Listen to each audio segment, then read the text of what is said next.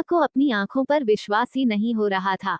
दरवाजे की झिर्री से आंख सटाकर उसने ध्यान से देखा तो जेठ जी को अपनी ओर देखते उसके होश फाख्ता हो गए।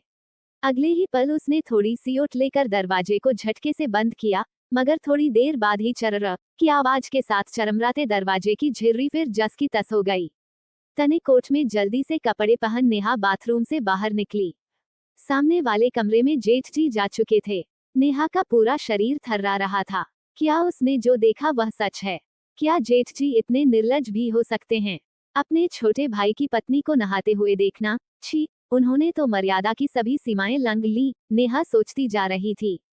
कितनी बार उसने मयंक से इस दरवाजे को ठीक करवाने के लिए कहा था, लेकिन हर बार बात आई गई हो गई थी। एक तो पुराना दरवाजा, उस पर टूटी हुई कुंडी, बार बार कसकर लगाने के बाद भी अपने आप खुल जाया करती थी। उसने कभी सोचा भी नहीं था कि उस झिर्री से उसे कोई इस तरह देखने का यत्न कर सकता है। पहले भी जेठ जी की कुछ हरकतें उसे नागवार लगती थीं, जैसे पैर छूने पर आशीर्वाद देने के बहाने अजीब तरह से उसकी पीठ पर हाथ फिराना, बेशर्मों की तरह कई बार उसके सामने पैंट पहनते हुए उसकी जिप लगाना, 1.5 साल के नन्हे भतीजे को उसकी गोद से लेते समय उसके हाथों को जबरन छूना और उसे अजीब सी निगाहों से देखना आदि। नई नई शादी की सकुचाइट में वह मयंक को भी कुछ नहीं बता पाती। कई बार उसे खुद पर संशय होता कि क्या उसका शक सही है या फिर यह सब सिर्फ वहम है। जल्दबाजी में कोई निर्णय कर वह किसी गलत नतीजे पर नहीं पहुंचना चाहती थी, क्योंकि यह एक बहुत ही करीबी रिश्ते पर प्रश्न चिन्ह खड़ा करने जैसा था। लेकिन आज की घटना ने उसे फिर से सोचने पर विवश कर दिया।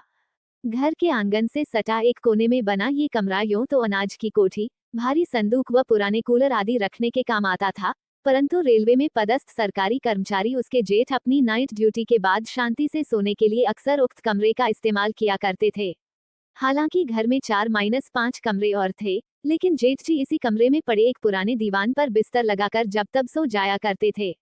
इस कमरे से आंगन में बने बाथरूम का दरवाजा स्पष्ट दिखाई देता था। आज सुबह भी ड्यूटी से आए जेठ जी इसी कमरे में सो गए थे। उनकी बदनीयती से अनभिज्ञ नेहा सुबह के सभी कामों को निपटाकर बाथरूम में नहाने चली आई थी।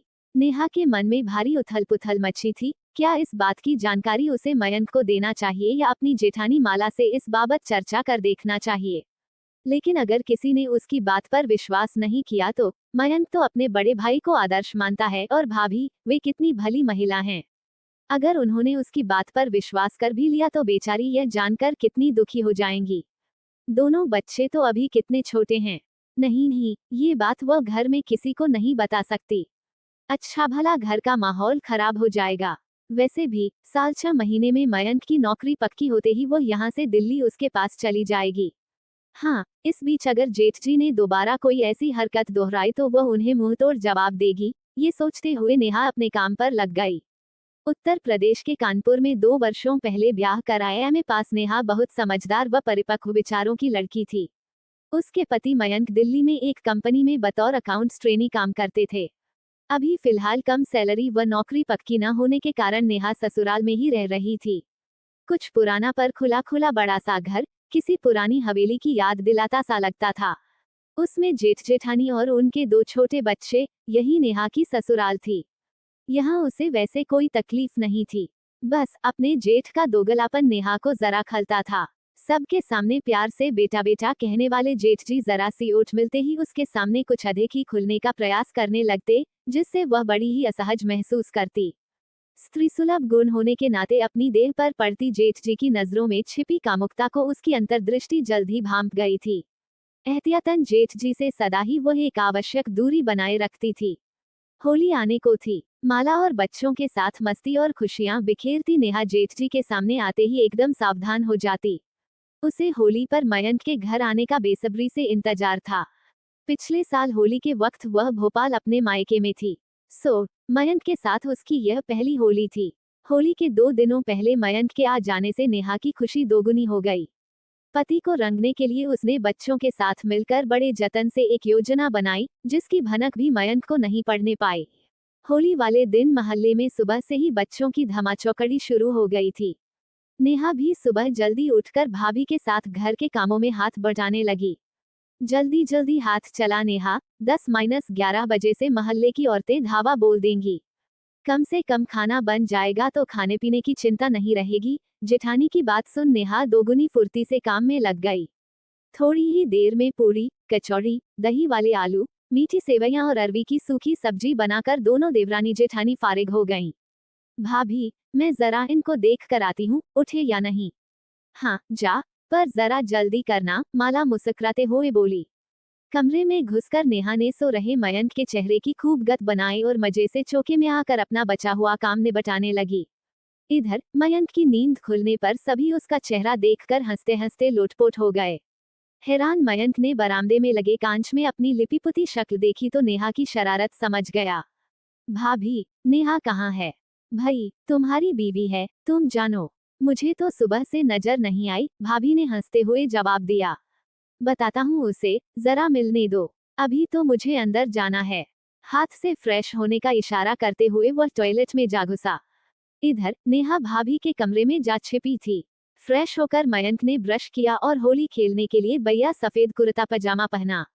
भाभी, नाश्ते में क्या बनाया है? बहुत जोरों की भूख लगी है। फिर दोस्तों के यहाँ होली खेलने भी निकलना है, मयंक ने भाभी से कहा। इस बीच उसकी निगाहें नेहा को लगातार ढूंढ रही थीं। मयंक ने नाश्ता खत्म ही किया था कि भतीजी खुशी ने उसके कान में कुछ फुसफुसाया। अच्छा, मयंक उसकी उंगली थामे उसकी बताई जगह पर आंगन में आ खड़ा हुआ। बताओ, कहाँ है चाची? पूछने पर 1 मिनट चाचा, कहती हुई खुशी उसका हाथ छोड़कर फुर्ती से दूर भाग गई। इतने में पहले से ही छत पर खड़ी नेहा ने रंग से भरी पूरी की पूरी बाल्टी मयंक पर उड़ेल दी। ऊपर से अचानक होती रंगों की बरसात में बेचारा मयंक पूरी तरह नहा गया। उसकी हालत देखकर एक बार फिर पूरा घर ठहाकों से गूंज उठा। थोड़ी ही देर पहले पहना गया सफेद कुर्ता पजामा अब गाढ़े गुलाबी रंग में तब्दील हो चुका था। ठहरो, अभी बताता हूँ तुम्हें, कहते हुए मयंक जब तक छत पर पहुंचा, नेहा गायब हो चुकी थी। इतने में बाहर से मयंक के दोस्तों का बुलावा आ गया। ठीक है, मैं आकर तुम्हें देखता हूँ, भनभनाता हुआ मयंक बाहर निकल गया। उधर भाभी के कमरे में अलमारी के एक साइड में छिपी नेहा जैसे ही पलटने को हुई, किसी की बाहों ने उसे अपनी गिरफ्त में ले लिया। उसने तुरंत ही अपने को उन बाहों से मुक्त करते हुए जेठ जी पर तीखी निगाह डाली। आप, उसके चेहरे पर आश्चर्य और घृणा के मिले जुले भाव थे। अरे तुम, मैं समझा माला है, जेठ जी ने चौंकने का अभिनय करते हुए कहा। बस, अब और नहीं। मन में यह विचार आते ही नेहा ने भरपूर ताकत से जेठ जी के गाल पर तड़ाक से एक तमाचा जड़ दिया। अरे, पागल हुई है क्या, मुझ पर हाथ उठाती है? जेठ जी का गुस्सा 7वें आसमान पर था। पागल नहीं हूँ, बल्कि आपके पागलपन का इलाज कर रही हूँ, क्योंकि सम्मान की भाषा आपको समझ नहीं आ रही। गलत थी मैं जो सोचती थी कि मेरे बदले हुए व्यवहार से आपको अपनी भूल का एहसास हो जाएगा। पर आप तो निर्लज्जता की सभी सीमाएं लंघ बैठे। अपने छोटे भाई की पत्नी पर बुरी नजर डालते हुए आपको शर्म नहीं आई? कैसे इंसान हैं आप? इस बार आपको इतने में ही छोड़ रही हूँ, लेकिन आइंदा से अगर मुझसे जरा सी भी छेड़खानी करने की कोशिश की तो मैं आपका वह हाल करूंगी कि किसी को मुंह दिखाने लायक न रहेंगे। आज आप अपने छोटे भाई, पत्नी और बच्चों की वजह से बचे हो। मेरी नजरों में तो गिर ही चुके हो। आशा करती हूँ सबकी नजरों में गिरने से पहले संभल जाओगे, कहकर तमतमाती हुई नेहा कमरे के बाहर चली गई। कमरे के बाहर चुपचाप खड़ी माला नेहा को आते देख तुरंत दरवाजे की ओट में हो गई। वह अपने पति की दिलफेक आदत और रंगीन तबीयत से अच्छी तरह वाकिफ थी। पर रूढ़िवादी बैरियों में जकड़ी माला ने हमेशा ही पति परमेश्वर वाली परंपरा को शिरोधार्य किया था।